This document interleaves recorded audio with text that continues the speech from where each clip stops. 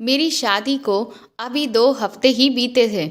मेरे पति अपने ऑफिस के काम के सिलसिले में 4 दिन के लिए शहर से बाहर गए हुए थे। आधी रात के वक्त जब मुझे प्यास लगी तो मैंने देखा कि जग में पानी नहीं था। इसलिए मैं उठकर किचन में पानी लेने गई।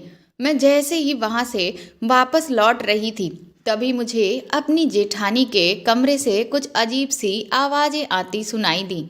मुझे हैरानी हुई क्योंकि मेरे जेठ जी भी इस वक्त घर पर नहीं थे। वह मेरी सास के एक रिश्तेदार की शादी अटेंड करने के लिए गए हुए थे।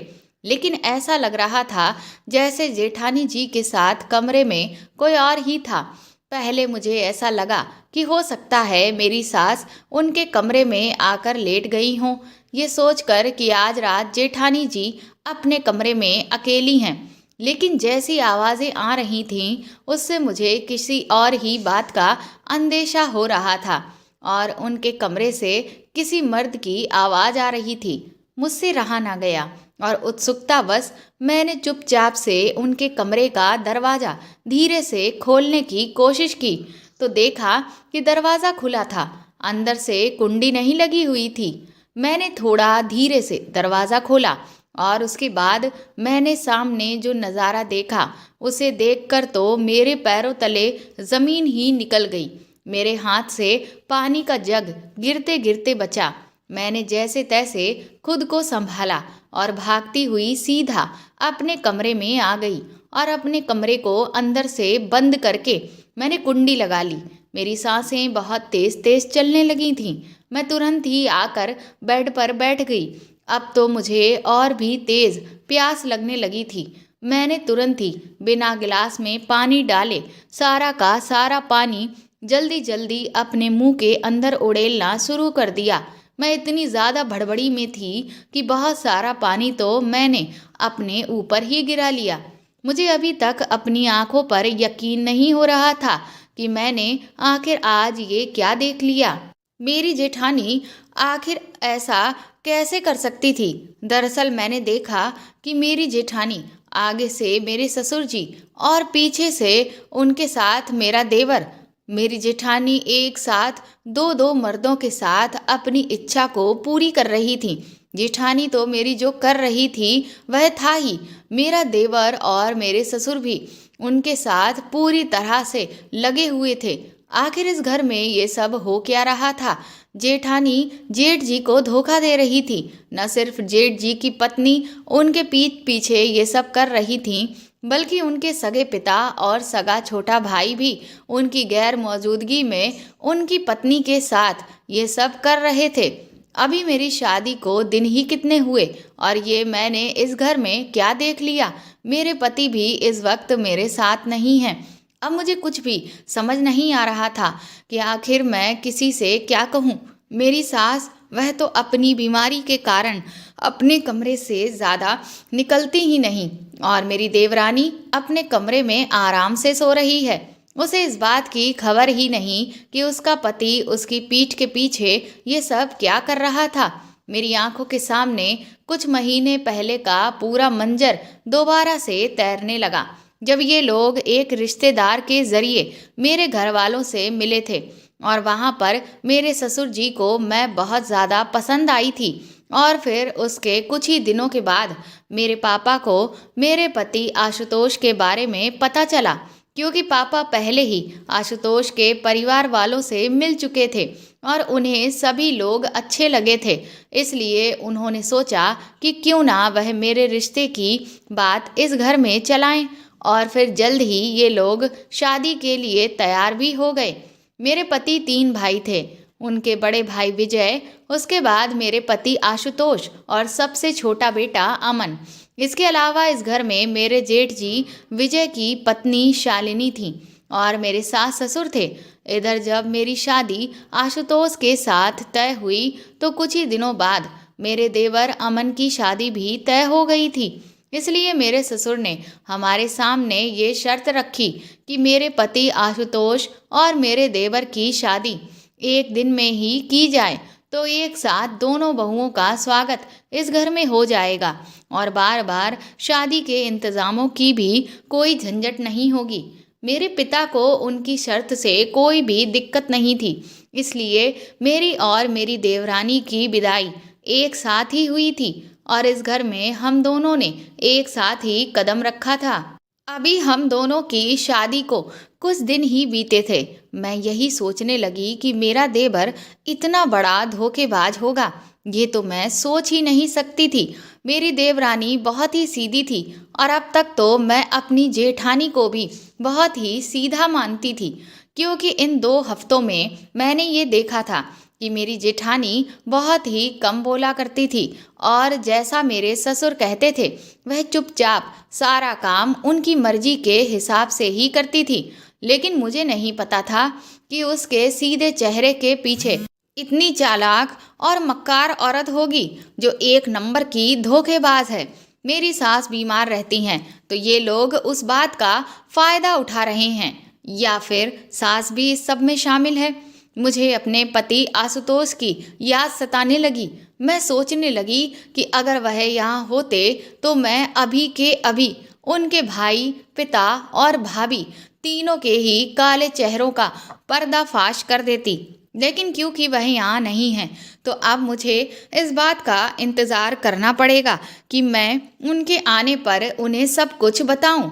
लेकिन फिर दूसरे ही पल मुझे ये लगने लगा कि मेरे पास इस वक्त कोई भी ऐसा सबूत नहीं है जिससे मैं ये बात अपने पति के सामने साबित कर सकूं, क्योंकि कोई भी बेटा अपने पिता और कोई भी भाई अपने भाई के लिए इस तरह की बात बर्दाश्त नहीं कर सकता।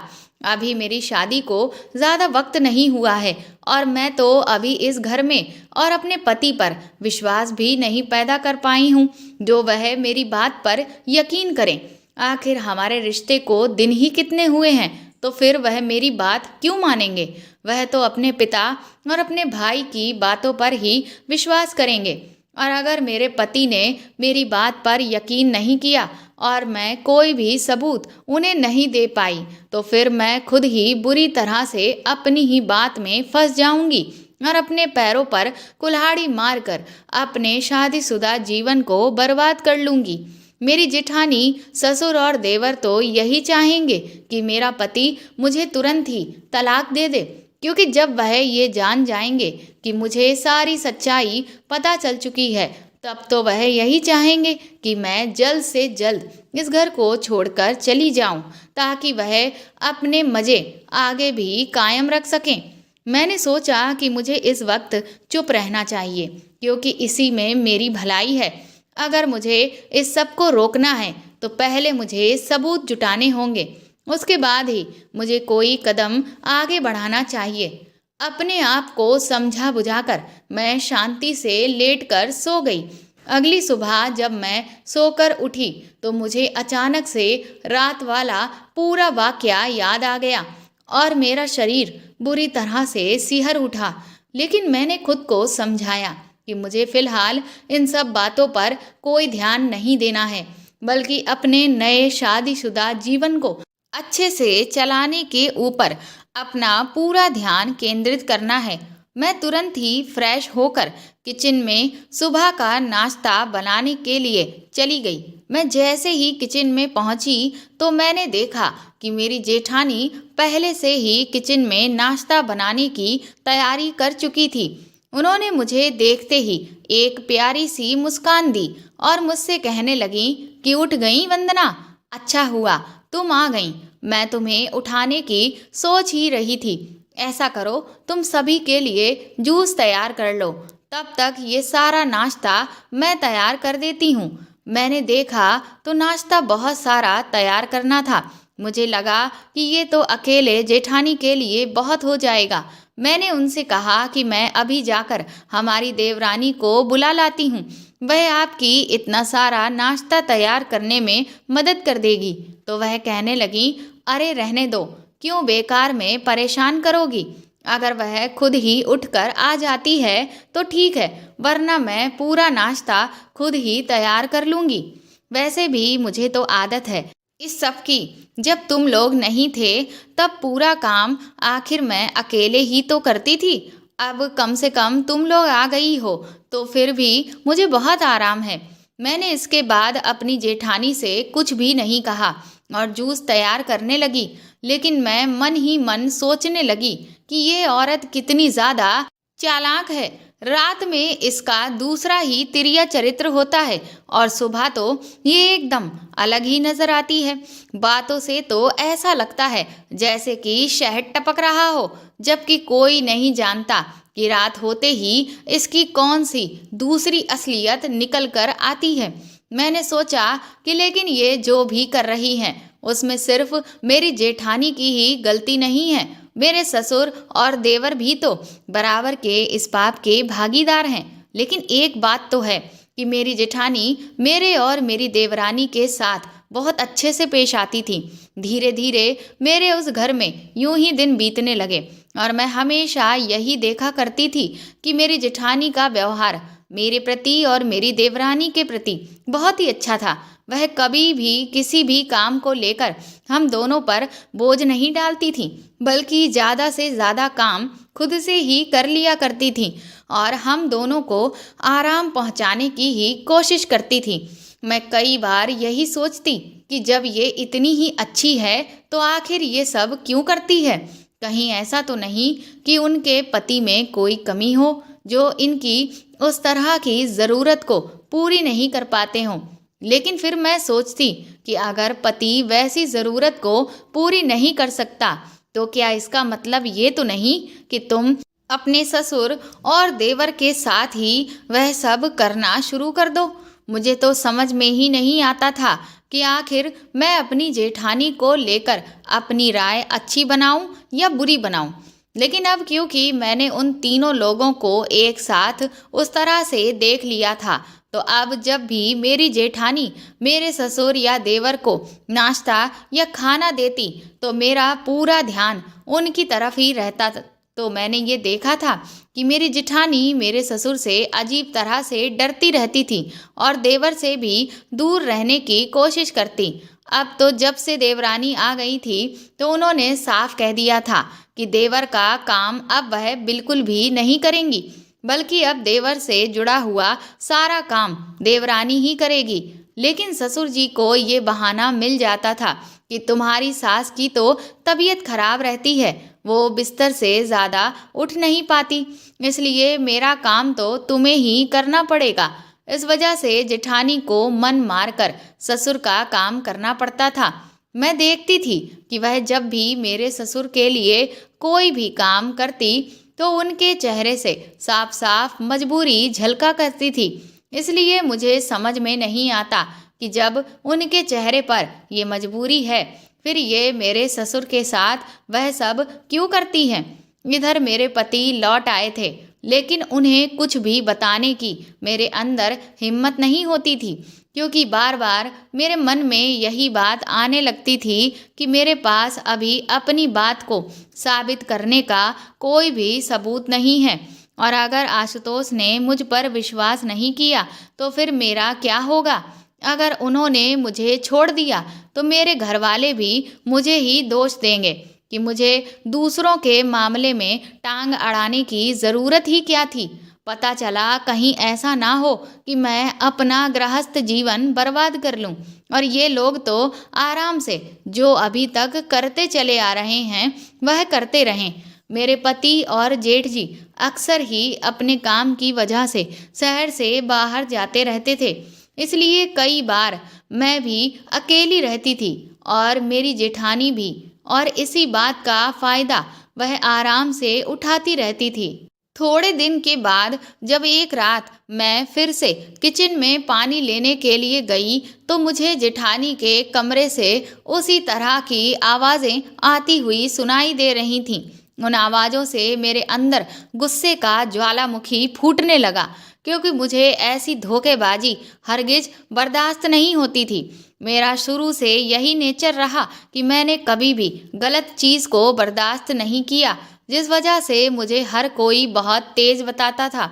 मेरी माँ भी मुझे हमेशा ही समझाती थी कि मैं दूसरों के मामलों में टांग ना अड़ाया करूं और जो हो रहा है चुपचाप होने दिया करूं, क्योंकि कई बार ऐसे लोग बहुत बड़ी मुसीबत में फंस जाते हैं।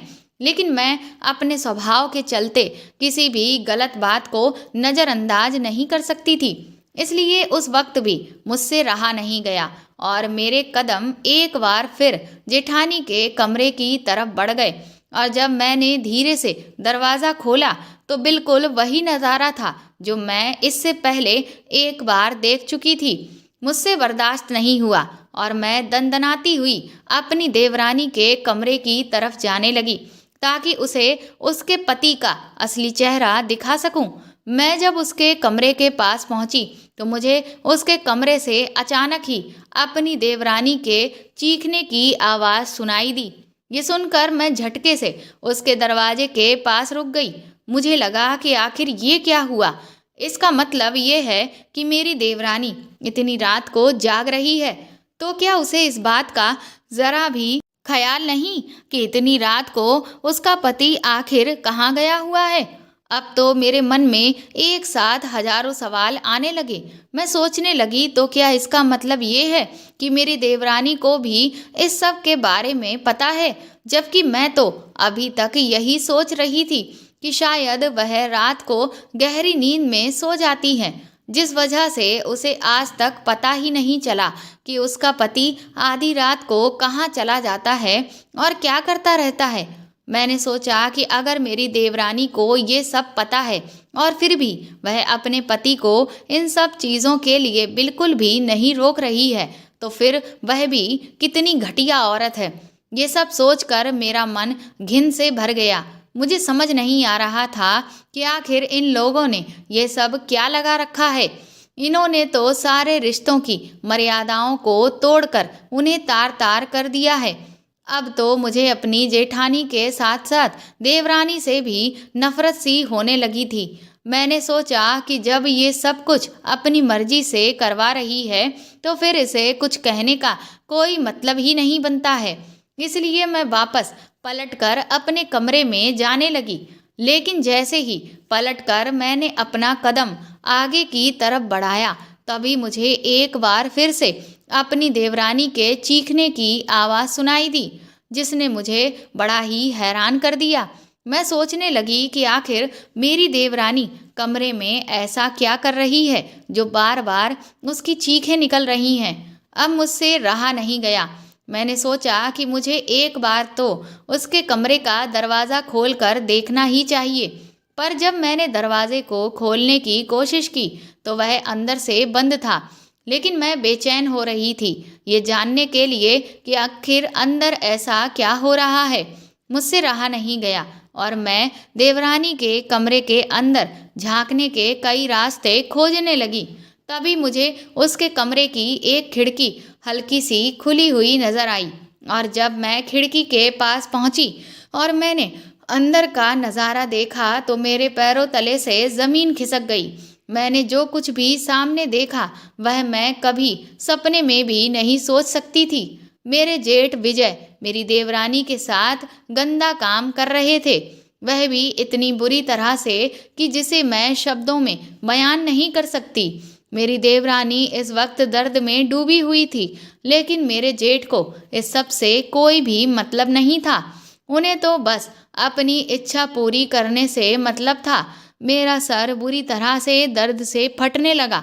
मुझे अपनी आंखों पर यकीन नहीं हो रहा था कि आखिर मैं क्या देख रही हूँ। ये घर है या फिर क्या है? ये लोग आखिर ये सब क्या कर रहे हैं? ये क्या तमाशा इन लोगों ने फैला रखा है? मैं तुरंत ही दौड़ती हुई अपने कमरे में आई और मैंने अपने कमरे के दरवाजे पर कुंडी लगा ली। मेरी सांस तेज तेज चल रही थी। मैंने बिस्तर पर पड़े तकिए को कस के पकड़ लिया और अपने सीने से लगा लिया। मेरे अंदर एक भयंकर डर की लहर दौड़ गई। मुझे ऐसा लगने लगा कि जैसे अब मैं इस घर में बिल्कुल भी सुरक्षित नहीं हूँ। आखिर इस घर में ये हो क्या रहा है? कोई किसी के भी साथ कुछ भी कर रहा है। यहाँ पर किसी की भी इज्जत सुरक्षित नहीं है। मैं फूट फूट कर रोने लगी और सोचने लगी कि हे भगवान, मेरे माँ बाप ने मुझे कैसे घर में ब्याह दिया है। ये लोग तो इंसानियत के नाम पर ही धब्बा हैं। ये किसी जानवर से कम नहीं है। जैसे एक जानवर ये सब करने से पहले कुछ भी नहीं सोचता, वह किसी के साथ कुछ भी कर लेता है। ठीक उसी तरह से ये लोग भी अपने रिश्तों की कोई लाज नहीं रखे हुए हैं। कोई भी किसी के साथ कुछ भी कर रहा है और किसी का भी ज़मीर जिंदा नहीं है। ऐसे घिनौने लोगों के परिवार की मैं बहू बन चुकी हूँ। अब मुझे लगने लगा कि इस घर में कोई भी भरोसे के लायक नहीं है।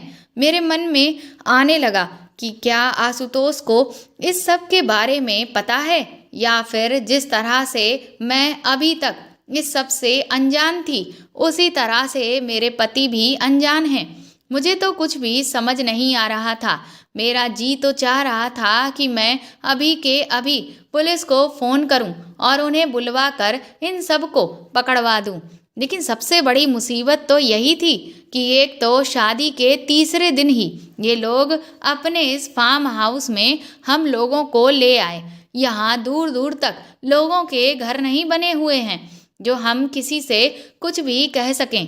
और दूसरा, जब मैं नई नई ब्याह कर आई तो यहाँ पर हमें ये बताया गया कि इस घर का नियम है कि इस घर की महिलाएं अपने पास मोबाइल फ़ोन नहीं रखती हैं, बल्कि अगर हम लोगों को किसी से कोई बात करनी है तो हम घर में लगे लैंडलाइन का ही प्रयोग कर सकते हैं।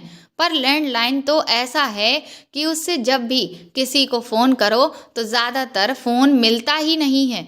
यहाँ नेटवर्क की प्रॉब्लम ही बनी रहती है। तो फिर कोई किसी से क्या बात करेगा। मेरी खुद शादी के बाद अभी तक मेरे माँ बाप से सिर्फ एक बार ही बात हो पाई है। मैंने कई बार आशुतोष से इस बारे में कहा भी, पर वह कहने लगे कि पापा के आगे हम लोगों की नहीं चलती है, इसीलिए जो जैसा है उसे तुम्हें भी मानना ही पड़ेगा। उस वक्त तो मुझे अपने ससुर के बनाए इस नियम के बारे में कुछ अजीब नहीं लगा था, लेकिन अब मुझे धीरे धीरे समझ आ रहा था कि आखिर उन्होंने इस तरह का नियम क्यों बना रखा है। और हो ना हो, लेकिन शहर वाले घर से इतनी दूर यहाँ गांव के फार्म हाउस में रहने का भी शायद इन लोगों का यही मकसद है, ताकि ये यहाँ पर अपना ये घिनौना खेल आराम से खेल सकें और कोई भी उनकी असलियत के बारे में ना तो जान पाए और ना ही हम लोगों में से कोई किसी से मदद की गुहार लगा पाए। मेरी जिठानी का तो मुझे नहीं पता, लेकिन मेरी देवरानी ये सब कुछ मजबूरी में ही कर रही थी। उसकी मजबूरी, उसका दर्द मैंने खुद अपनी आंखों से देखा था। वह बुरी तरह से तड़प रही थी और मैं अब कुछ भी करके खुद को और अपनी देवरानी को इस जाल से बचाना चाहती थी। इन दिनों सर्दियां थीं, लेकिन घबराहट के मारे मेरे माथे पर पसीना आ गया था। मुझे अभी भी कोई रास्ता नहीं सूझ रहा था जिससे मैं खुद को और अपनी देवरानी को बचा सकूं। फिर मैंने सोचा कि ये सब तो अपनी अपनी गंदी हरकतों में बिजी हैं। मेरे पास यही मौका है जब मैं अपने घर पर फ़ोन करके सब कुछ बता दूं। मैं तुरंत ही चुपके से अपने कमरे से बाहर निकली और लैंडलाइन के पास पहुंची, लेकिन करीब 15 मिनट तक लगातार फ़ोन ट्राई करने के बाद भी मैं निराश थी, क्योंकि फ़ोन लग ही नहीं रहा था।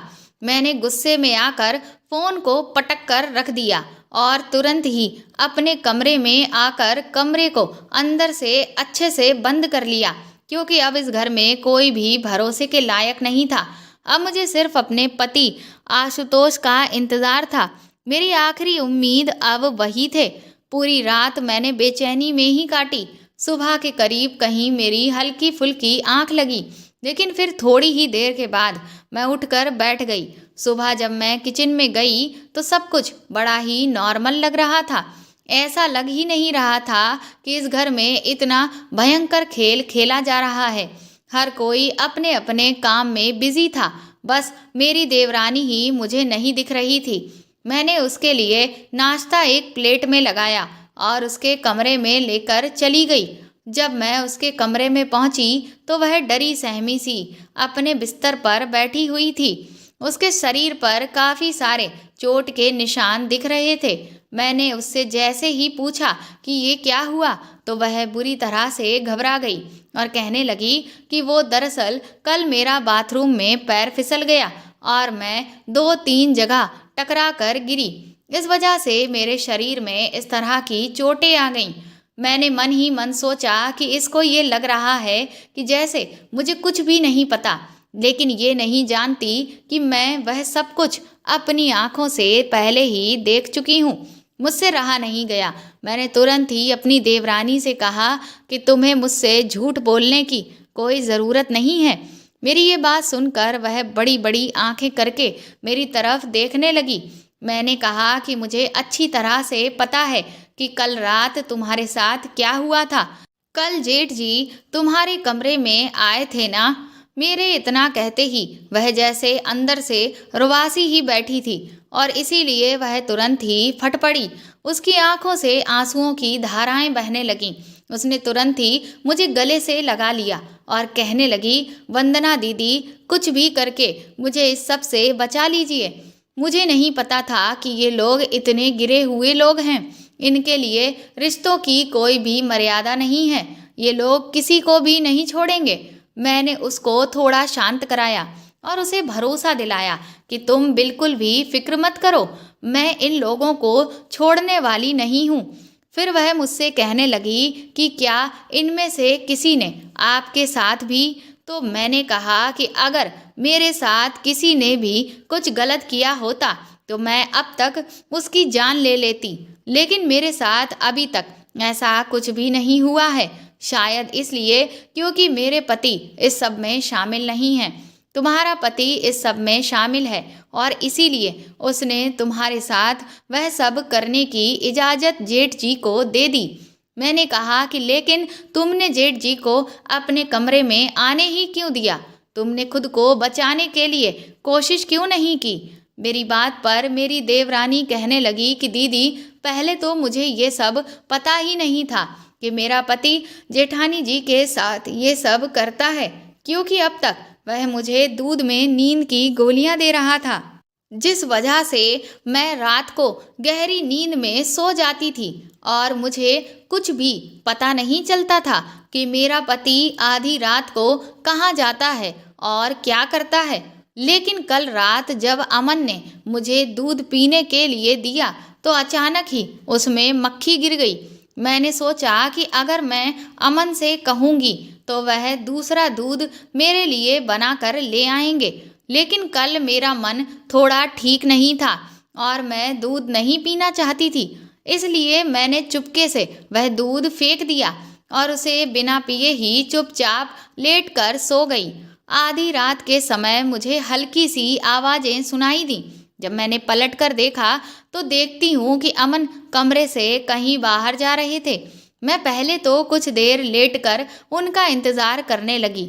मुझे लगा कि हो सकता है वह किचन में पानी पीने के लिए गए हों, लेकिन काफ़ी देर के बाद जब वह लौट कर नहीं आए तो मैंने सोचा कि मैं खुद ही जाकर देखती हूँ। जब मैं किचन में गई तो वह वहाँ पर थे ही नहीं। ये देखकर मैं बड़ी ही हैरान रह गई। फिर मुझे लगा कि हो सकता है अमन ड्राइंग रूम में गए हों। जब मैं ड्राइंग रूम में गई तो मैंने देखा कि वहाँ पर तो जेठ जी लेट कर सो रहे थे। ये देखकर मैं बहुत हैरान हुई कि आखिर जेठ जी अपने कमरे को छोड़कर ड्राइंग रूम में लेट कर क्यों सो रहे हैं। मुझे कुछ भी समझ नहीं आ रहा था कि आखिर ये सब माजरा क्या है। मैंने सोचा कि क्या जेठ जी की जेठानी जी से लड़ाई हो गई है, इस वजह से वह नाराज़ होकर यहाँ पर लेटे हैं। मैं यही सब सोचते हुए अपने कमरे की तरफ बढ़ने लगी कि तभी मुझे जेठानी जी के कमरे से कुछ अजीब सी आवाज़ आई, जिन्हें सुनकर मैं उनके कमरे की तरफ गई। और जब मैंने उनके कमरे का दरवाज़ा खोला तो सामने जो भी देखा उसे देखकर मेरी तो हैरानगी की कोई सीमा ही नहीं रही। मैंने जैसे ही वह सब देखा और गुस्से से अमन के ऊपर चिल्लाई तो अमन ने तुरंत ही आकर मेरा मुंह कसकर पकड़ लिया और मुझे घसीटकर मेरे कमरे में लेकर गया और मेरे एक साथ कई सारे थप्पड़ गाल पर जड़ दिए। मैंने जब कहा कि तुम ऐसा मेरे साथ कैसे कर सकते हो, तुम मेरे पीठ के पीछे ही मुझे धोखा दे रहे थे, तो वह बड़ी ही बेशर्मी से हंसने लगा और कहने लगा कि मेरा जो दिल करेगा मैं वही करूँगा और अब अच्छा ही हुआ जो तुम्हें सब कुछ पता चल गया। क्योंकि मैं अपने भाई को अब और इंतज़ार नहीं करवाना चाहता था। वह तो मुझे पापा ने ही कहा कि अभी तुम्हें इस घर में आए हुए कुछ ही दिन हुए हैं, तो कम से कम तुम्हें 1 महीने का आराम तो दे ही देना चाहिए। उसके बाद ही तुमसे जमकर सेवा ली जाएगी। लेकिन चलो, तुम्हें अगर ये सब पहले ही पता चल गया तो अब तुम्हारे भी सेवा करने का समय शुरू हो गया है। इसलिए अब तुम अच्छे से मेरे भाई और पापा को खुश करना। अमन के मुंह से ये बात सुनकर तो जैसे मेरे ऊपर बिजली ही गिर गई थी। मैंने अमन से कहा कि तुम्हें शर्म नहीं आती? मैं तुम्हारी पत्नी हूँ और तुमने मेरी इज्जत की रक्षा करने का वचन दिया है। तुम मेरे साथ ऐसा नहीं कर सकते। तो वह मुझसे कहने लगा कि ये सब फालतू की बातें मुझसे मत कर, बल्कि अपना पत्नी धर्म मेरे प्रति निभा। मैं तेरे पति हूँ और मैं जैसा कहता हूँ चुपचाप वैसा करती जा, नहीं तो तेरे साथ बहुत ही ज़्यादा बुरा होगा। और फिर अमन ने तुरंत ही मेरे दोनों हाथों को एक कपड़े से बांध दिया और 5 मिनट के बाद ही जेठ जी अपने चेहरे पर एक घिनौनी मुस्कान लिए कमरे में आ गए। और फिर उन्होंने मेरे साथ जो कुछ भी किया वह तो आप पहले ही देख चुकी थी। मैंने उनके आगे बहुत हाथ पैर जोड़े, उन्हें रिश्तों का वास्ता दिया। मैंने उनसे कहा कि आप मेरे बड़े भाई के समान हैं, लेकिन उन्हें किसी भी चीज़ से कोई भी फर्क नहीं पड़ा।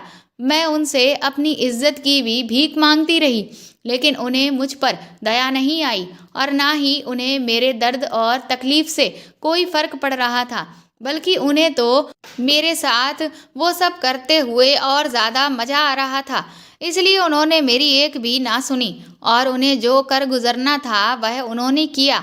अपनी देवरानी की बात सुनकर मेरा गुस्से से खून खौलने लगा। मैंने कहा कि मैं इन लोगों को छोड़ूंगी नहीं। मुझे तो जेठानी जी पर भी इतना गुस्सा आ रहा था कि वह भी एक औरत होकर इस सब में मिली हुई है। मेरी देवरानी तुरंत ही मेरे एक बार फिर से गले लगकर मुझसे कहने लगी कि अब आप कुछ भी करिए, लेकिन खुद को और मुझे इस दलदल से बचा लीजिए। मैंने कहा तुम फिक्र मत करो, आज आशुतोष वापस आने वाले हैं। उनके आते ही मैं इन सबको सबक सिखाऊंगी और सबको जेल पहुंचाऊंगी। शाम को जैसे ही आशुतोष वापस लौटे, मैंने तुरंत ही उन्हें सब कुछ बता दिया। मेरी बात सुनते ही आशुतोष की आंखें गुस्से से लाल हो गईं। पहले तो वह मेरी बात पर यकीन ही नहीं कर रहे थे, इसलिए मैं तुरंत ही उन्हें अपनी देवरानी के पास लेकर गई। मैंने कहा कि अगर तुम्हें मेरी बातों पर यकीन नहीं है तो फिर तुम इसे ही पूछ लो। इसके ऊपर तो ये सब बीती है, तो भला ये क्यों झूठ बोलेगी? और इसके शरीर पर जो निशान पड़े हैं वह इसके साथ जो भी ज्यादतियाँ हुई हैं उसकी चीख चीख कर गवाही दे रहे हैं। मेरी देवरानी ने भी रो रो कर आशुतोष को सब कुछ बता दिया, जिसे सुनकर आशुतोष के गुस्से का ज्वालामुखी फूट पड़ा। उसने तुरंत ही मेरी देवरानी से कहा कि तुम अभी के अभी मेरे साथ चलो, आज मैं इन लोगों में से किसी को भी नहीं छोड़ूंगा। और आशुतोष ने मेरा भी हाथ पकड़ा और हम तीनों तुरंत ही डाइनिंग एरिया के पास पहुंच गए। आशुतोष ने चिल्ला चिल्ला कर मेरे ससुर, जेठ और देवर को बाहर बुलाया। आशुतोष की इतनी तेज और भयंकर आवाज़ सुनकर तीनों ही बुरी तरह से घबराए दौड़ते हुए आए और मेरे ससुर कहने लगे कि आशुतोष, क्या हो गया? तुम पागलों की तरह क्यों चिल्ला रहे हो? आशुतोष ने कहा कि ये सब क्या हो रहा है इस घर में? आप लोग इतनी बड़ी गलती कैसे कर सकते हो? आशुतोष की बात सुनकर वह तीनों ही लोग असमंजस की स्थिति से हम लोगों को देखने लगे। आशुतोष ने कहा, वंदना ने तुम सबको इस तरह की हरकत करते हुए देख लिया और उसने मुझे सब कुछ बता दिया है। ये सुनकर मेरे ससुर, देवर और जेठ हैरानी भरी नज़रों से मेरी तरफ देखने लगे। मैंने तुरंत ही कहा कि हाँ, आप लोगों की गिरी हुई हरकत मैं अपनी आंखों से देख चुकी हूँ और अब मैं और आशुतोष आप तीनों को छोड़ने वाले नहीं हैं। अब आप तीनों को अपने बुरे कर्मों की सजा भुगतनी ही पड़ेगी और आपको जेल जाना ही होगा। मेरा देवर तुरंत ही आशुतोष के आगे हाथ जोड़ते हुए कहने लगा कि भैया मुझे माफ़ कर दो, मुझे तो इस सब के बारे में पता ही नहीं था। आशुतोष ने तुरंत ही आगे बढ़कर अमन के चेहरे पर एक जोरदार तमाचा मारा और कहा कि तुम लोगों से इतनी बड़ी गलती आखिर कैसे हो गई? इस औरत ने सब कुछ देख लिया और तुम लोगों को पता ही नहीं चला। अगर इतने समय के बीच में ये पुलिस को फोन कर देती तो जानते हो कि हम सब का अंजाम क्या होता। आशुतोष के मुंह से ये सब शब्द सुनकर मेरी देवरानी और मेरे दोनों के ही सर पर जैसे आसमान सा गिर पड़ा। मैंने तुरंत ही चिल्लाकर आशुतोष से कहा कि ये तुम क्या कह रहे हो? आशुतोष ने पलटकर मेरे गाल पर एक झन्नाटेदार थप्पड़ मारा और कहने लगा कि औरतों को सर पर नहीं चढ़ाना चाहिए, वह पैर की जूती होती हैं, इसीलिए वह पैरों को ही शोभा देती हैं। इसलिए अपनी आवाज़ मेरे सामने नीचे रखकर बात कर। मेरी देवरानी ने तुरंत ही कहा, भैया ये आप क्या कह रहे हैं? आशुतोष उस पर भी चिल्लाया कि तुम भी अपना मुंह बंद रखो, वरना एक थप्पड़ अभी तुम्हारे भी गाल पर लगेगा। उन्होंने तुरंत ही पलटकर अमन से कहा कि तुम्हारी ये बीवी तुम्हारे कब्जे से बाहर हो चुकी है। इसने भी वंदना को सब कुछ बता दिया। आखिर इसकी इतनी हिम्मत कैसे हुई कि इन दोनों के बीच में इतनी सारी बातें हो गईं और तुम लोगों को कुछ भी पता नहीं चला। आशुतोष ने तुरंत ही एक बार फिर से मुझ पर हाथ उठाने के लिए अपना हाथ उठाया कि तभी मेरी जेठानी ने आकर मुझे पकड़कर पीछे कर दिया और वह उनके आगे हाथ जोड़कर कहने लगी कि आप लोग इन दोनों को माफ़ कर दो, ये दोनों नादान हैं, इन दोनों को इस घर के नियम कायदे कानून नहीं पता हैं, बस इसीलिए इनसे ये गलती हो गई, लेकिन अब आइंदा ये ऐसी कोई भी गलती नहीं करेंगी। मैं इन दोनों को बहुत अच्छे से समझा दूंगी। अगर मुझे पहले ही पता होता कि ये सब कुछ जान चुकी हैं तो मैं कब का इन्हें सब कुछ समझा चुकी होती, लेकिन मुझे पता नहीं था, इसीलिए मैं तुम लोगों के आगे हाथ जोड़ती हूँ, प्लीज़ इन सब को माफ़ कर दो। मैं फटी फटी आंखों से ये सब कुछ देख रही थी। मुझे तो कुछ भी समझ ही नहीं आ रहा था कि आखिर ये हो क्या रहा है, आखिर यहाँ कौन गलत है कौन सही। मैं अपने पति को अब तक सही समझ रही थी, लेकिन मेरा पति खुद भी इन सब चीज़ों में शामिल था और मेरी जेठानी जिसे मैं गलत समझ रही थी वह आज खुद हम दोनों की ढाल बनकर हमारे सामने खड़ी थी। मेरी जेठानी ने तुरंत ही मेरा और मेरी देवरानी का हाथ पकड़ा और हमें अपने कमरे में ले गई और कमरे का दरवाज़ा अंदर से बंद कर लिया।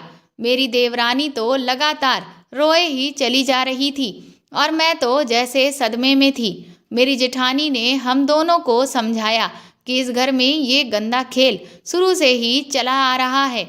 मैंने अपनी जेठानी से कहा कि आखिर आप कहना क्या चाहती हैं, तो वह आंखों में आंसू लिए मुझसे कहने लगी, वंदना 3 साल पहले मैं भी अपनी आंखों में सपने संजोए इस घर में बहू बनकर आई थी। मैंने अपनी शादी को लेकर बहुत सुंदर सुंदर सपने देखे थे, लेकिन वह कुछ महीनों बाद ही टूटकर चकनाचूर हो गए। शुरुआत में मैंने भी इन सब चीज़ों का बहुत विरोध किया, लेकिन फिर जब मुझ पर हद से ज़्यादा अत्याचार हुए तो उनको झेल पाना मेरे लिए बहुत ही मुश्किल था। और तो और मेरी किस्मत इतनी ख़राब थी कि मैं यहाँ ये सब छोड़कर कहीं जा भी नहीं सकती थी, क्योंकि मेरा तो इस दुनिया में कोई भी सहारा भी नहीं बचा था। माँ बाप तो मेरे बचपन में ही ख़त्म हो गए थे।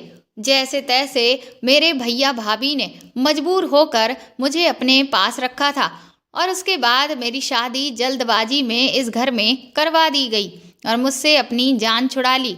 तो शादी के बाद तो मैं सपने में भी नहीं सोच सकती थी कि मेरे भैया भाभी मेरा साथ देंगे, क्योंकि जैसे ही मेरी शादी हुई उन्होंने मुझसे अपना मतलब पूरी तरह से ख़त्म ही कर लिया था। इसलिए मेरे सामने और कोई भी रास्ता नहीं बचा था सिवाय इसके कि मैं इन लोगों की ये सारी मनमानियाँ झेलती रहूं। मैंने अपनी जेठानी से कहा कि और क्या हमारी सास भी इस सब में मिली हुई हैं? तो वह कहने लगी, सास तो शुरू से ही बीमार ही रहती थी। जब मेरे साथ ये सब होना शुरू हुआ तो मैंने उनसे कहा, उन्होंने मेरा साथ दिया, लेकिन ससुर ने मेरी सास को भी नहीं छोड़ा। उन्हें इस तरह की दवाइयाँ देनी शुरू कर दी कि उनका शरीर धीरे धीरे से दिन ब दिन लाचार ही होता चला गया। और फिर जब भी वह मेरा साथ देती तो ये लोग मुझ पर और भी ज़्यादा जुल्म करते, जिसे देखकर वह सदमे में चली गईं और उन्होंने इस सब का विरोध करना बंद कर दिया और ज़्यादातर खामोश ही रहने लगीं। मैंने भी इसे अपनी किस्मत समझकर स्वीकार कर लिया और जो जैसा चल रहा था वैसा ही चलने दिया।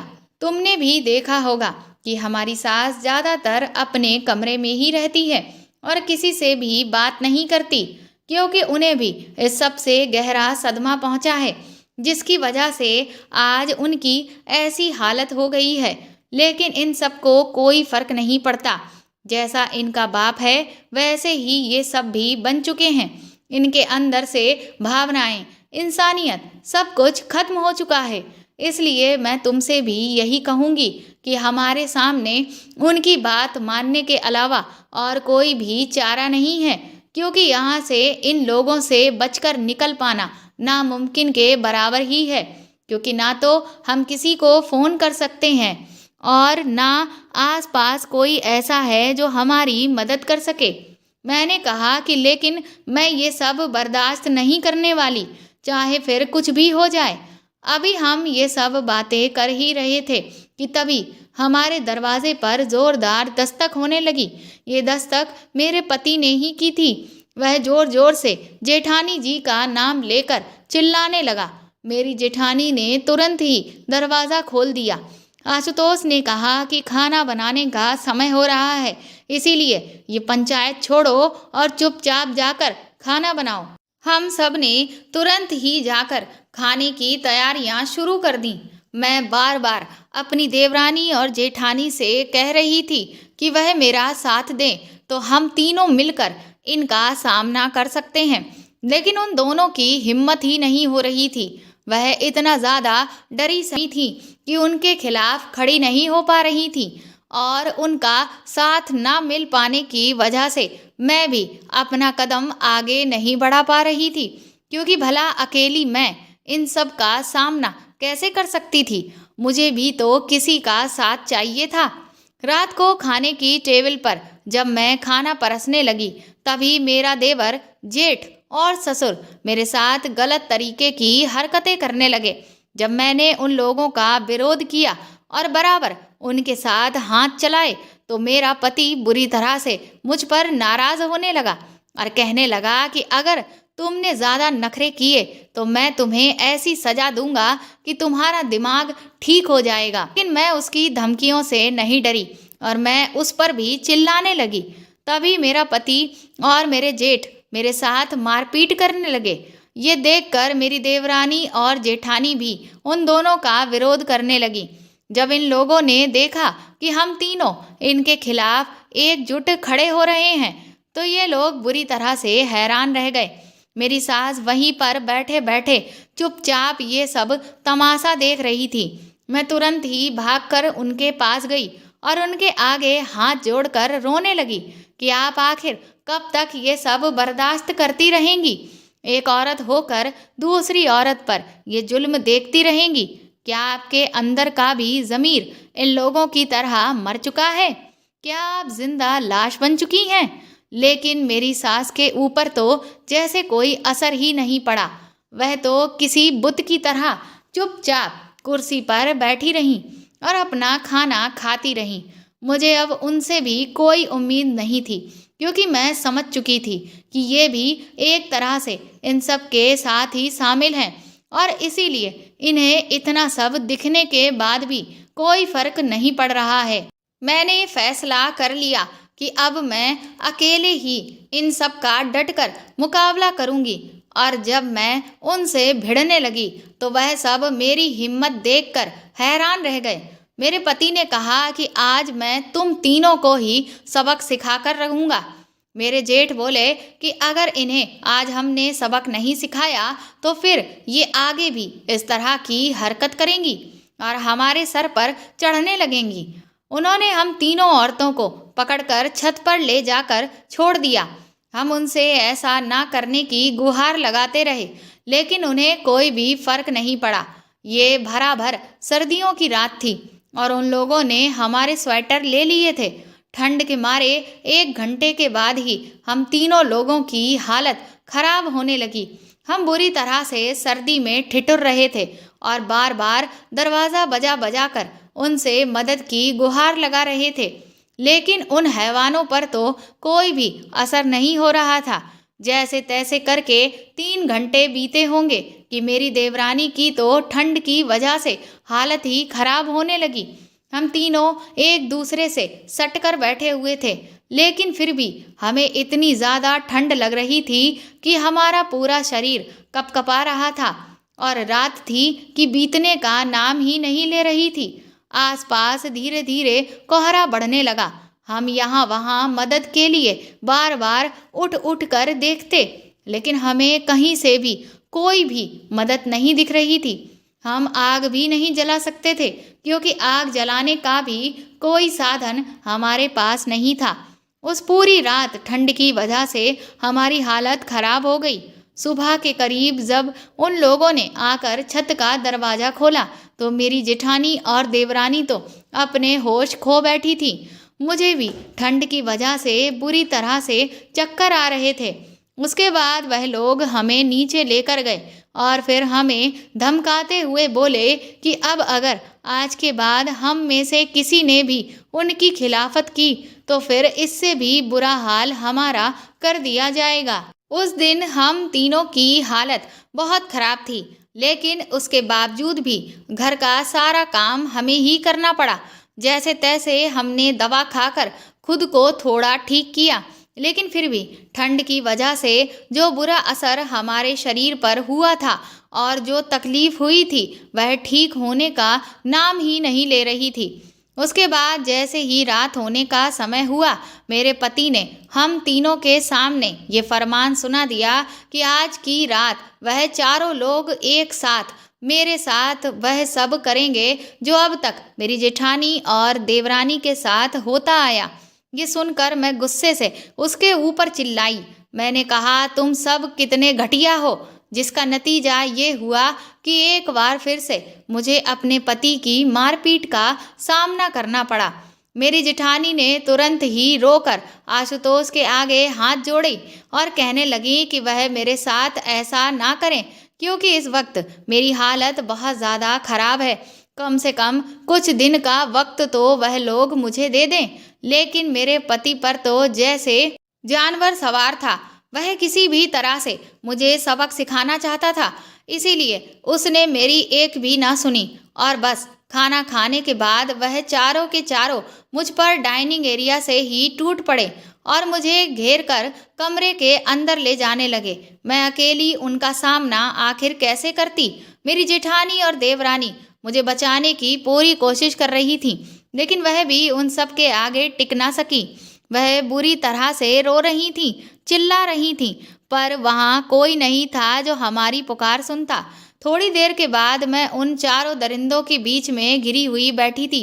मैं हाथ जोड़कर उनसे खुद को छोड़ देने की गुहार लगा रही थी, लेकिन उनके चेहरे पर जो राक्षसी हंसी थी वह मुझे पहले से ही बता रही थी कि उन्हें मुझ पर जरा सा भी रहम नहीं आने वाला। इसके बाद मेरे ससुर ने मेरी साड़ी पकड़ी और उसे उतारना शुरू कर दिया। मैं अभी भी अपने पति को उसका पति धर्म याद दिला रही थी, लेकिन उसे तो जैसे कोई फर्क नहीं पड़ता था।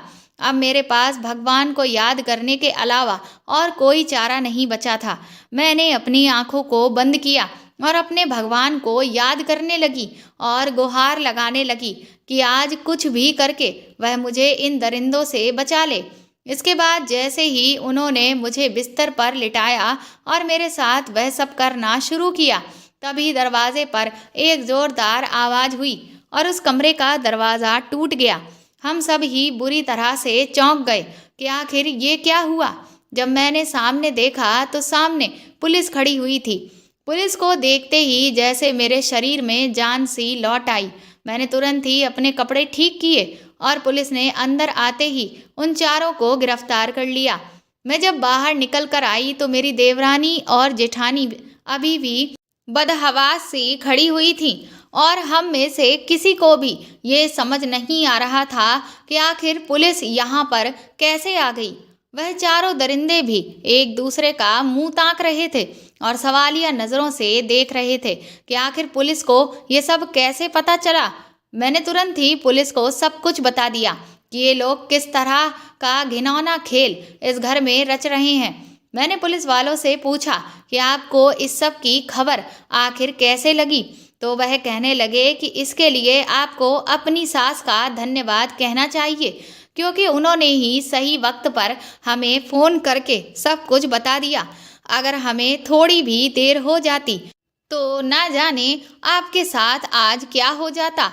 मैं, मेरी जेठानी और देवरानी, यहाँ तक कि वह चारों भी, हम सभी लोग बुरी तरह से अपनी सास का नाम सुनकर चौंक गए। मुझे तो यकीन ही नहीं हो रहा था कि मेरी सास ने पुलिस को बुलाकर मेरी जिंदगी को बचाया था। मैं तुरंत ही दौड़कर उनके पास गई और उनके पैर पकड़कर बैठ गई। मेरी सास ने मेरे सर पर हाथ फेरा। उन्होंने कहा कि बेटी, मैं जिंदा लाश नहीं हूँ, लेकिन ये सब देख देख कर मैंने खुद को जिंदा लाश बना लिया था। लेकिन आज तेरा दर्द देखकर मैं खुद को रोक ना सकी और फिर भगवान से प्रार्थना करने लगी कि आखिर वह मुझे कोई तो रास्ता दिखाएं। और आज मेरी प्रार्थना ऊपर वाले ने स्वीकार भी कर ली। आज जब मेरा पति कमरे से बाहर तेरे साथ वह सब करने के लिए गया तो गलती से उसका मोबाइल फ़ोन मेरे पास ही छूट गया, और जब मैंने देखा तो मैंने तुरंत ही पुलिस को फ़ोन करके सब कुछ बता दिया। इतने सालों से मैं अपनी बड़ी बहू के साथ ये सब होते हुए देखती आ रही थी, लेकिन मुझे कभी भी ऐसा मौका नहीं मिल पाया कि मैं उसकी ज़िंदगी बचा सकूं। पर आज जब मुझे ये मौका मिला तो मैंने अपनी बेटियों को बचाने का फैसला कर लिया था। इसके बाद पुलिस उन सभी को पकड़ कर ले गई। उसके बाद हमारी गवाही के आधार पर उन चारों को सजा हो गई। आज मेरी देवरानी और जेठानी का हमारे पतियों से तलाक हो चुका है। मेरी दूसरी शादी करवाने के लिए मेरे माता पिता मेरे लिए लड़का ढूंढ रहे हैं और मेरी देवरानी की तो दूसरी शादी हो चुकी है। मेरी जेठानी का इस दुनिया में कोई भी नहीं है और वह हमारी सास को अकेला भी नहीं छोड़ना चाहती थी। उन दोनों का कोई सहारा नहीं बचा था, इसलिए अब वह दोनों एक दूसरे का सहारा हैं और दोनों ही एक साथ रह रही हैं। मैं और मेरी देवरानी अक्सर उनसे मिलने चले जाया करते हैं। मैंने अपने पिता से कहा है कि इस बार आप जब मेरे लिए रिश्ता देखें तो बहुत अच्छे से जांच पड़ताल कर लें, क्योंकि पहली बार अगर आप अच्छे से सारी चीज़ें पता कर लेते तो मेरे साथ जो कुछ भी हुआ वह कभी भी ना होता। इस दुनिया में कैसे कैसे लोग और परिवार हैं, हम इसकी कल्पना भी नहीं कर सकते। इसलिए सावधानी बरतनी ज़रूरी है। दोस्तों, शादी का फैसला बहुत ही सोच समझ कर लेना चाहिए, क्योंकि ये ज़िंदगी भर का फैसला होता है। अक्सर शुरुआत में सब कुछ बहुत अच्छा लग रहा होता है, लेकिन कौन कैसा है यह कुछ दिन बीतने के बाद ही पता चलता है। इसलिए किसी से भी रिश्ता जोड़ने से पहले उनकी जांच परख करने में कोई भी जल्दबाजी ना करें। तो दोस्तों, आपको मेरे द्वारा लिखी हुई ये कहानी कैसी लगी मुझे कमेंट करके ज़रूर बताएं और प्लीज़ इस कहानी को ज़्यादा से ज़्यादा शेयर और लाइक करें, मेरे चैनल को सपोर्ट करें। साथ ही आप चाहें तो मुझे सुपर थैंक्स भी दे सकते हैं। और अगर आप इस चैनल पर नए हैं तो सब्सक्राइब करके बेल आइकन ज़रूर दबा दें, ताकि आगे भी मैं आपको ऐसी ही अच्छी कहानियाँ सुनाती रहूँ। Thank you.